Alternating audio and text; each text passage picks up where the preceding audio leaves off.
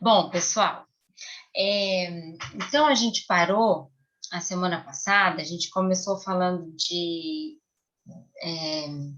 do TCC no geral, do comitê de ética, para quem vai fazer o trabalho com seres humanos, né, ou dados de seres humanos, e aí vocês ficaram, assim, eu acho que um pouco apreensivos, mas fiquem tranquilos que a gente dá um passo aqui de cada vez, tá?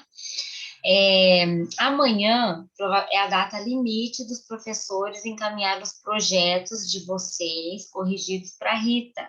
Então, entre amanhã e quinta, é muito provavelmente amanhã mesmo, a Rita vai estar encaminhando esses projetos corrigidos para vocês. Claro que vai ter coisas que vocês vão falar, nossa, o que que a professora quis dizer aqui, o que que o meu orientador vai... Né? Vocês vão questionar os próprios orientadores com relação a isso daí, tá bom? É claro que obedecendo aquele horário que a Rita falou, né? Poupem o final de semana, né, dos professores, e vocês definam com eles qual a melhor forma de vocês tirar as dúvidas, se eles querem que vocês mandem e-mail, se é por WhatsApp, se o orientador vai fazer um grupo no WhatsApp, mas eu quero dizer uma outra coisa aqui, isto depende de cada orientador, tá, pessoal? Não é porque, por exemplo, eu faço um grupo com os meus alunos que a Patrícia tem que fazer, que a Tati tem que fazer, ou porque a Natália gosta só do e-mail ou só do WhatsApp, eu também tenho que fazer só no e-mail. Então, isso acontece muito. Assim, a minha orientadora ou meu orientador não marcou nenhuma reunião. Já vão lá falar para a Tati, gente, cada orientador tem um jeito, certo? E eles vão estar orientando vocês, vão atrás dos orientadores de vocês, perguntem que eles vão falar, ó, nossas orientações vão acontecer geralmente assim, você que vem atrás de mim, você que faz isso, o dia que eu quiser uma reunião eu vou marcar, ou eu vou fazer pelo WhatsApp, então não fiquem querendo que um professor faça como o outro, tá? Cada um tem a sua característica, beleza? Então, esta correção, a Amanda está perguntando, somos nós quem enviamos para a Rita? Na verdade, a Amanda a Amanda do outro ano, né, Amanda? Na verdade, assim, ó, é, esses projetos estão com os orientadores, eles têm até amanhã para enviar para a Rita, e a Rita vai encaminhar a correção para vocês, tá bom? Aquele dia até me respondeu que a Tati você já tinha encaminhado o seu projeto, não é?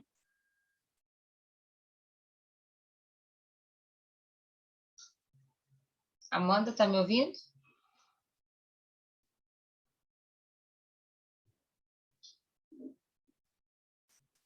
Ela me enviou, eu corrigi. Ah, tá, ok. Então, ela já te enviou. Ele me enviou e eu corrigi. Não, estou sem áudio.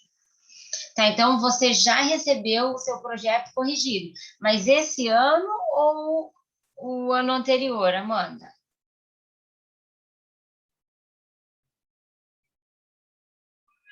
Tá, ok. É, você espera, então, aguarda o seu orientador o dia de amanhã, porque às vezes ele mandou também para a Rita, e aí você vai comparar se o que vai chegar para você através da Rita está com as mesmas correções do que ele te enviou, tá? Se tiver, você fica com uma correção só. Se tiver diferente, você faz as adequações, beleza? Bom, então vocês vão aguardar, vocês vão receber isso, vocês vão ter até o dia 20 para fazer as correções, certo? Então hoje a gente vai continuar falando sobre introdução. Na verdade, a gente começou muito, a gente parou bem no momento de falar da introdução, né? Deixa eu compartilhar aqui a tela com vocês.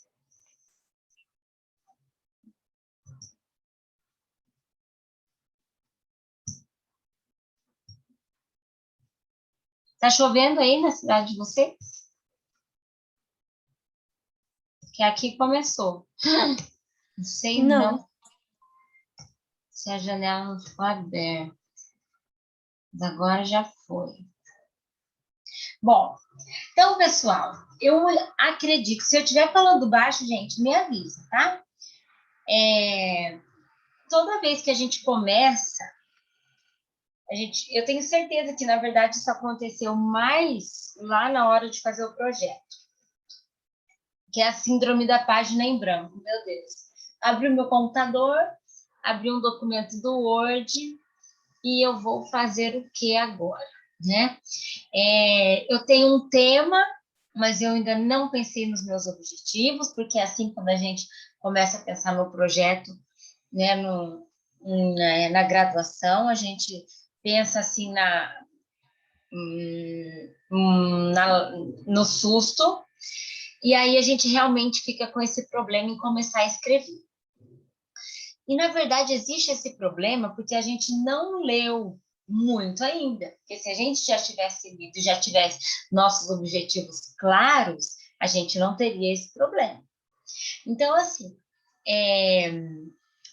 antes de qualquer coisa, né, vocês deveriam estar lendo sobre, mas eu entendo que o quinto semestre ele já fica um pouco mais complicado que o quarto, e o sexto mais ainda que o quinto, aí entrou uma pandemia, vocês tiveram que estudar à distância, a coisa foi sendo alterada assim, sem vocês nem perceberem, nem a gente, a hora que a gente viu, estava tudo mudado, né?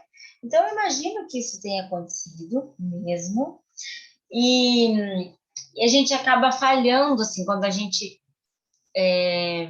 vai buscar o tema.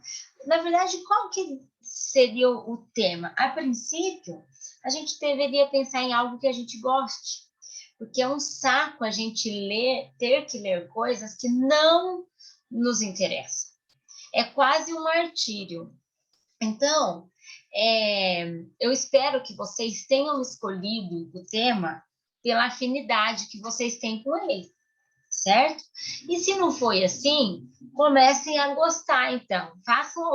Escolham objetivos que tornem a pesquisa de vocês interessantes, tá? Então, vocês precisam ir em busca de artigos que falem do tema que vocês se proporam a fazer. Vocês vão ler todos os artigos? Claro que não. Porque, por exemplo, se você vai falar de diabetes, vai aparecer mais de 10.000 artigos de diabetes. Câncer, mais de 20.000. Hipertensão, mais de 15.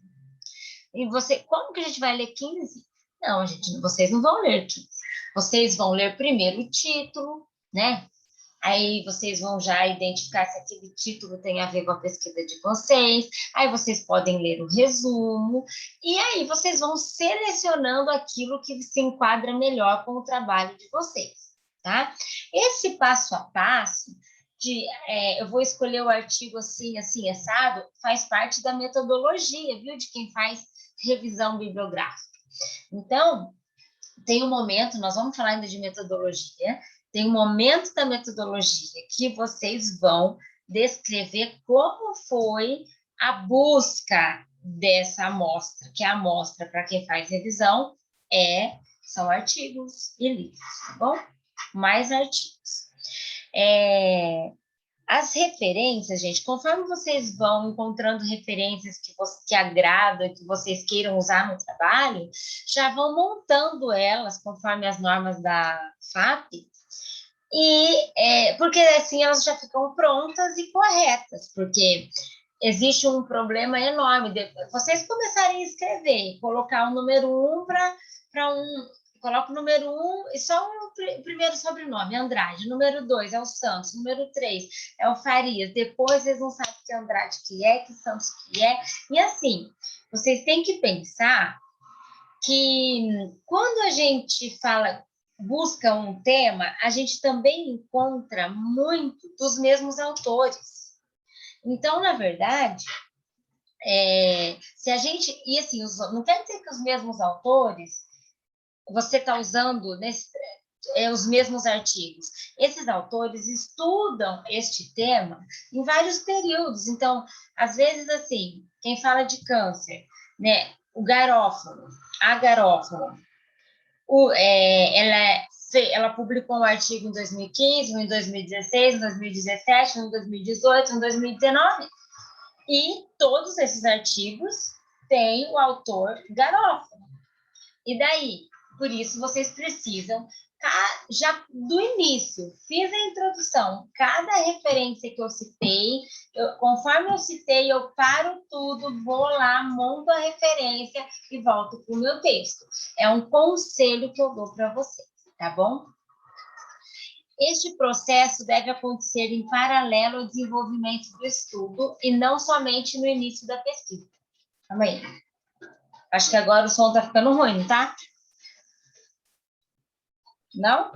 Não. Por causa a chuva está batendo bem na janela aqui onde eu tô.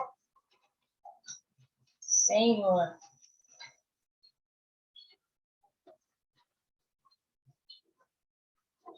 Aqui.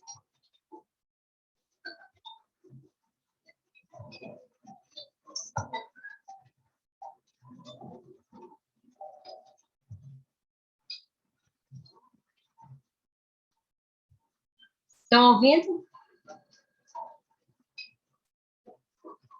Sim. Tá.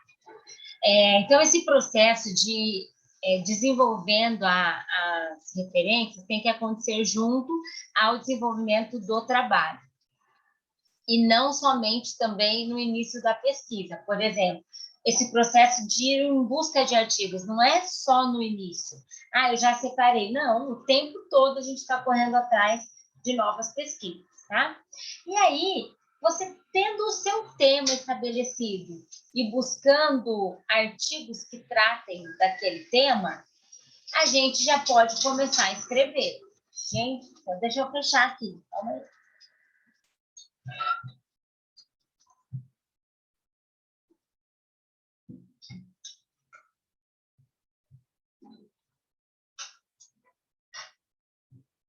Aí.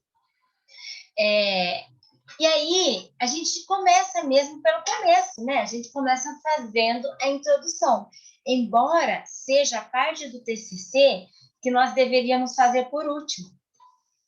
Por que a gente faz primeiro a introdução? Porque eu preciso pensar no meu problema e na minha justificativa. Eu tenho que ter qual é um problema que está acontecendo ou um problema que eu gostaria de conhecer melhor sobre ele.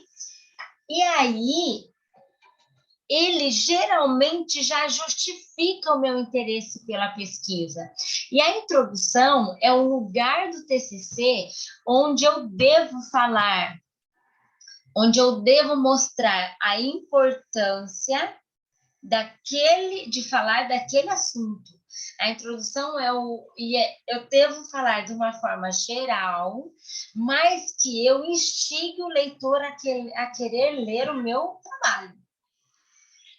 Então, por exemplo, ela vai anunciar o tema do trabalho, introduzindo o assunto abordado. A gente não vai precisar... A introdução não é hora de definir, gente. Por exemplo, a obesidade é uma doença causada assim, não é definição. Até dá para falar sobre causa, mas assim, é uma doença que ocorre multiplicação das células adiposas, ocorre uma hiperplasia, onde as células atingem um tamanho maior, liberam a substância tal. Gente, essa não é o momento de falar da parte fisiopatológica. A fisiologia, a descrição, a definição de termos cabe para o referencial teórico. A introdução é o geral. E eu começo ela falando de uma forma geral e vou afunilando. Por exemplo, eu começo falando da prevalência da obesidade no Brasil e no mundo. Aí eu vou falar o que está causando essa obesidade, né? Mas não, posso falar os vários tratamentos de forma geral, né? Para tratar a obesidade, o primeiro passo é a terapia nutricional, junto ou não com a prescrição medicamentosa, é a prática de exercício físico, é isso, é cirurgia bariátrica. Né? Então, mas eu não preciso falar nesse momento. A cirurgia bariátrica são procedimentos que acontecem de várias formas, de forma mista, restritiva, desabsortiva. Essa não é o momento. O momento é de descrever, é referencial. Agora vocês vão ter que, na introdução, mostrar o problema, certo? Então, vocês começam falando de uma forma geral e façam de forma a afunilar até chegar onde vocês querem. Falem aí para mim um tema. Quem quer falar? Pode ser o próprio tema de vocês, só para eu poder usar como exemplo.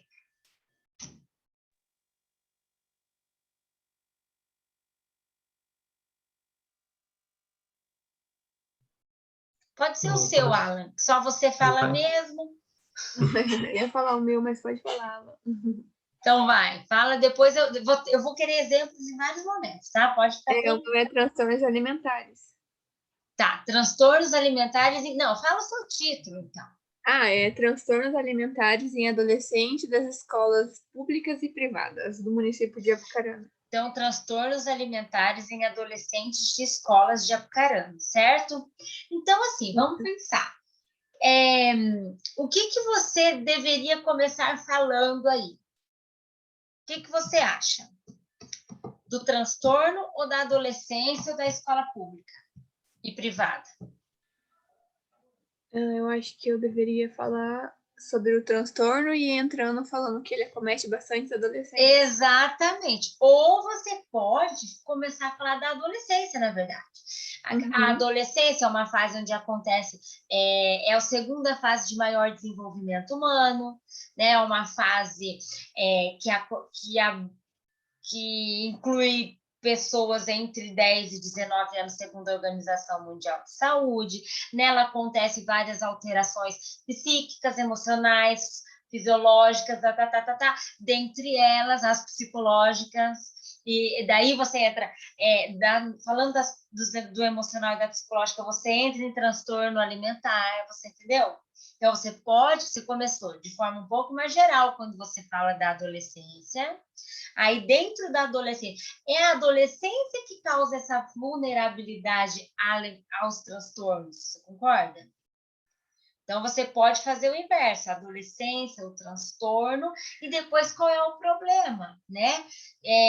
A questão os transtornos alimentares vão influenciar o estado nutricional e de saúde dessas pessoas no resto da vida, né?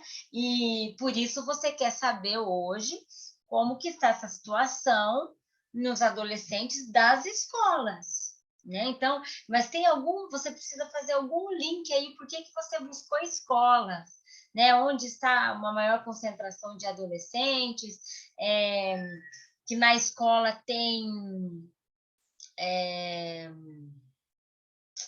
tem alguma... Nessas escolas tem educação nutricional hoje, entendeu? Então, assim, vocês têm que começar de uma forma geral e ir afunilando até você mostrar o problema. Qual é o problema?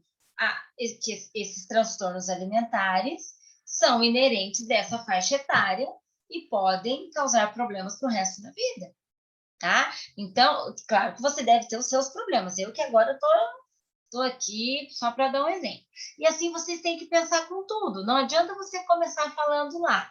Olha, o transtorno alimentar dentro dos transtornos é bulimia, anorexia, aí você começa. A anorexia é isso aqui. Aí outro parágrafo, a bulimia acontece lá. A vigorexia Não, essa definição de cada coisa é referencial teórico. Aqui você vai falar do transtorno no geral. Pode citar os tipos? Pode, mas não precisa definir nenhum deles. Tá?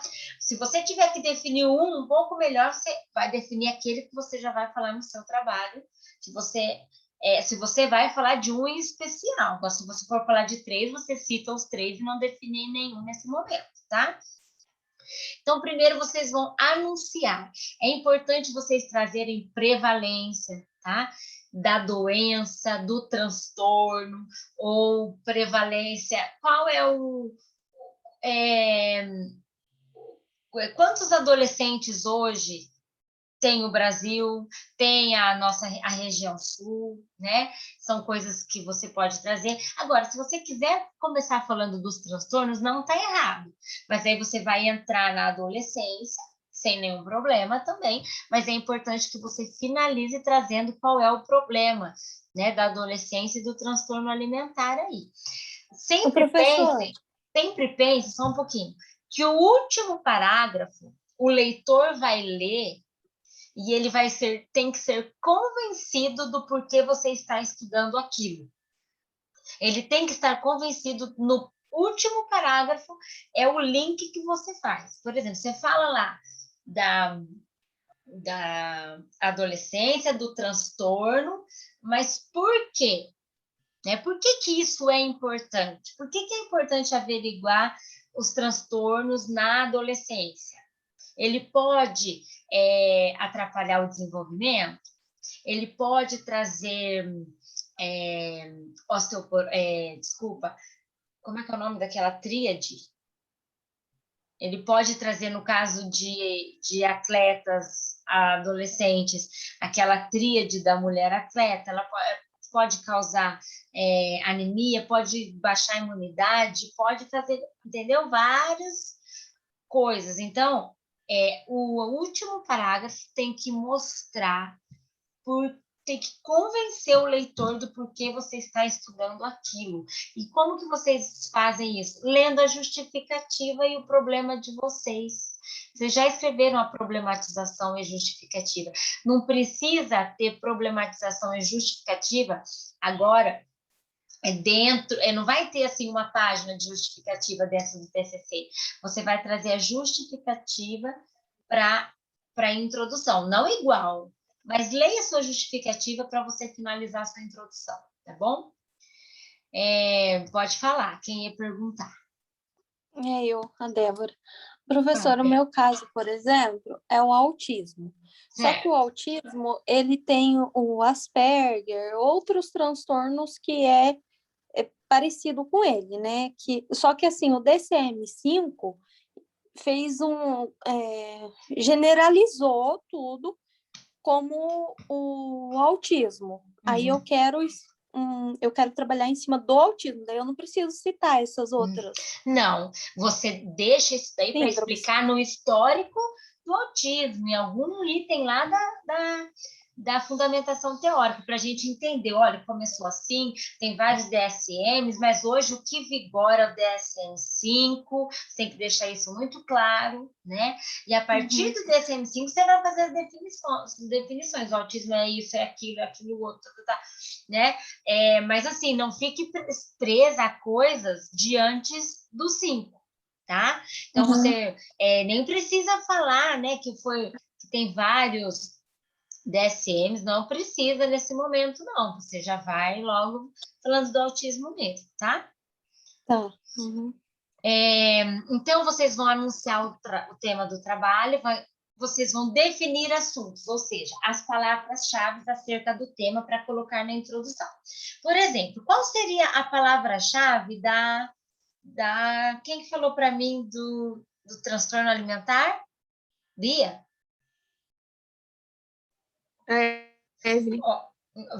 Veja bem. Quais seriam as palavras-chave? Bia, fala para mim do seu trabalho. Eu não fiz palavra-chave ainda. Não, mas quero que você pense. Por exemplo, gente, ó. Adolescente. O que é a palavra-chave? Palavras que façam o leitor entender do que se trata o seu trabalho. Então, vamos lá. Adolescente. Eu colocaria adolescente. Deixa eu pensar. Transtorno. Transtorno o quê? Alimentar. Alimentar. Ou colocaria algum transtorno específico, tipo bulimia ou anorexia, que seriam palavras-chave que eu usaria para fazer a pesquisa, né? Tá, agora deixa eu falar uma coisa para vocês. Ó, vocês não devem nunca colocar a palavra-chave que já contenha no título. Isso é um erro. Então, por exemplo, se você já colocou lá, Bia, adolescentes, então você vai pôr adolescência na palavra-chave. Se você colocou transtornos alimentares, você vai colocar desordens alimentares, distúrbios alimentares, você entendeu? E a outra poderia ser ensino fundamental, ensino médio, entendeu? Para a gente entender que a sua população são adolescentes de escolares, entendeu? Você não pegou adolescentes lá da clínica da psicóloga, você não está pegando adolescentes lá do grupo de jovens, você está pegando adolescentes de escola. Então, é importante você colocar a população que faz parte, entendeu? O seu trabalho. Que isso sirva para todo mundo. Só que eu vou ensinar vocês a escolher melhor ainda a palavra-chave, ainda, tá? Que é uma outra aula. Porém, já pensem nisso daí. Então, a introdução tem que ser clara e sucinta. Gente, a introdução deve ter, no máximo, 1,5 páginas. Não precisa ser mais que isso. A professora pode ter uma? Claro que pode ter 1 página, não tem problema nenhum. O bom é que você consiga escrever bem escrito, instigar o leitor de uma forma não muito repetitiva, gente. Esses dias eu corrigi, ó, só que eu uso os meus para dar exemplo, hein? Eu corrigi um dos meus aqui, e aí o primeiro parágrafo falava, deixa eu lembrar exatamente do que. Vamos dar um exemplo que eu não lembro exatamente a frase, mas vamos supor assim, que a obesidade nem era de obesidade. A obesidade causa câncer, infarto, AVC, nananá. E aí no parágrafo de novo, porque daí a obesidade também causa câncer. Gente, está falando a mesma coisa, junta num parágrafo só e coloca o nome dos dois autores, entendeu? A gente tem que saber escrever. Não fique fazendo parágrafo repetitivo. Cada parágrafo fala de uma coisa, mas eles se entrelaçam entre si. Eles se linkam. Não são palavras, partes jogadas, não. Então, a introdução ela é clara, ela é sucinta, ela não tem que ser longa. E, professora, ela tem que ser referenciada. Gente, nas normas da FAP não existe essa obrigação. Porém, é óbvio que se você pegou dados de que a prevalência de obesidade no Brasil é alta, é X, você tirou isso de algum lugar, então você tem que pôr. Eu tirei da minha cabeça, ó, que tem tantas mil pessoas aí desnutridas. Não, você não tirou da sua cabeça, você tirou de algum lugar. Se você definiu, né, alguma coisa ali na introdução, você precisa referenciar, porque senão conta como plágio, tá bom? Então, a introdução você pode falar com as suas palavras, mas dependendo da informação que você está dando, você tem que falar de quem você leu para falar aquilo, porque tem coisas que não saíram da nossa cabeça, tá bom? O leitor se situa quanto ao assunto que será abordado, né? Então, a introdução ele já sabe sobre o que ele vai estar lendo. Levar o autor à finalidade do trabalho. Então, geralmente, o último parágrafo nos mostra isso mesmo, né? Por isso da importância de verificar, de conhecer a prevalência da desnutrição nas escolas, de conhecer a presença das desordens alimentares dentro da escola privada e municipal ou e pública. Então, fala. Por isso, entendeu? A gente tem um porquê de desenvolver a pesquisa, tá? Então, o último parágrafo deve sempre justificar a pesquisa. Não é repetir o objetivo, porque eu vejo um monte de gente escrever a introdução, aí no último parágrafo, aí coloca assim, por isso, neste trabalho, ainda bota o eu lá, eu vou verificar o número de pessoas que contenham isso. Então, aí você vira a página assim, a hora que você olha o objetivo, está igual. Não é pegar o objetivo e pôr na introdução, é justificar o porquê da sua pesquisa. Professor, às vezes ele fica parecido, mas não é igual. Não é para ser o objetivo ali, tá? Não deve repetir o resumo, de jeito nenhum. O resumo não tem nada a ver com introdução, tá? E eu já vi que vocês têm esse, pelo menos quando eu corrigi os meus alunos meus, eu uso vocês, não tem jeito como exemplo, mas, e não pense que só vocês erram, todo mundo erra, eu também erro, vixe, como?